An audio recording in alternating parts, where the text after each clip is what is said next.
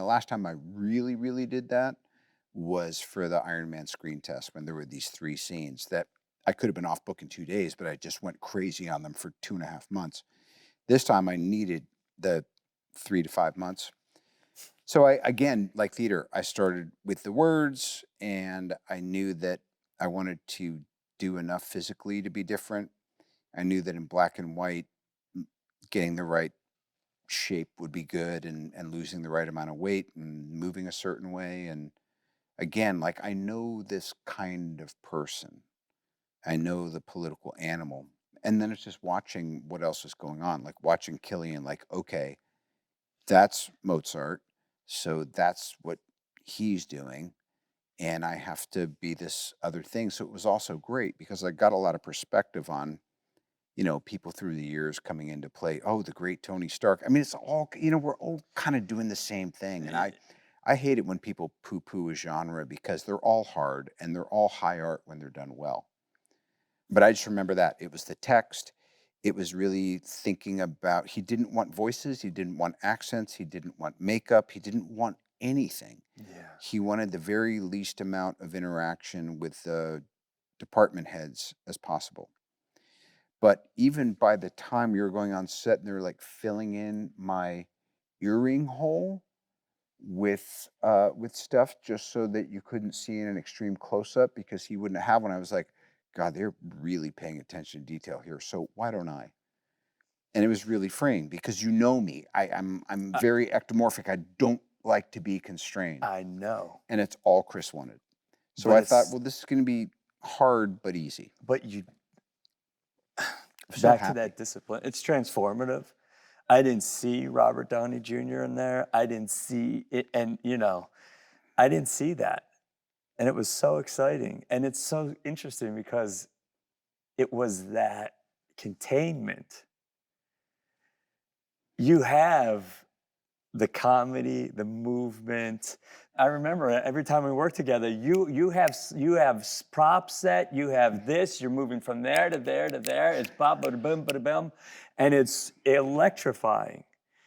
But for you to just whoom and be that still, and I love what you say about learning those lines like that because man, what a great plan. Well, I mean, also in the Marvel days, like everything might change, or we're Oh, talking to a tennis ball, or I mean, you and I, the science bros, we would have these long passages about absolute absolutely gobbledygook. bullshit. But still, it's important to us because we know Yeah. it's important to the Yeah, characters. but no, But it's it'd be we a didn't know little, what that was, it'd be a what little that hard to meant. dig in.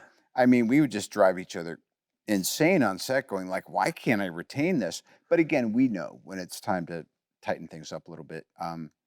Anyway, I found great joy in it. And it was this 50-year circle of going back to Santa Fe where I was with my dad when he shot this film called Greaser's Palace. Yeah. I stayed right 50 steps from the place that I remember the crew meeting up to, hang out when we weren't shooting and going and seeing Los Alamos. They didn't actually have any scenes there, but shooting in the Baton Memorial building and just going in all these places. It was all done very practically. And I've said this before, but it was this moment where we were shooting something in Pasadena, and Nolan just put this mag of a 70 millimeter. I didn't hear that. Where they were changing out mags, and he was like, "No, hold this," and he just put it on my lap, and I was just like, oh.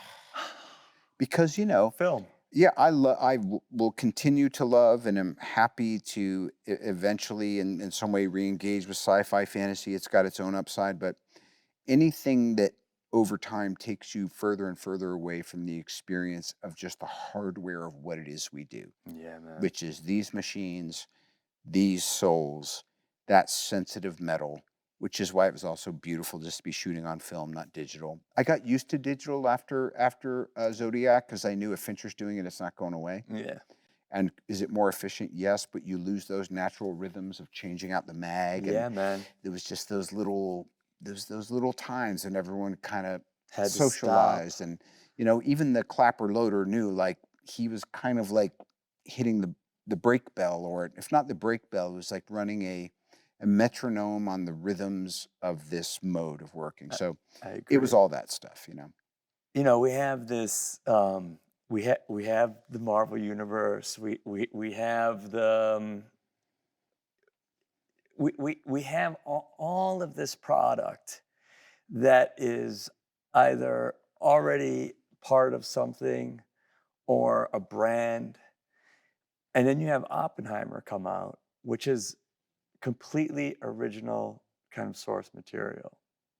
And it explodes in a time where people are like really wondering, well, what is cinema now?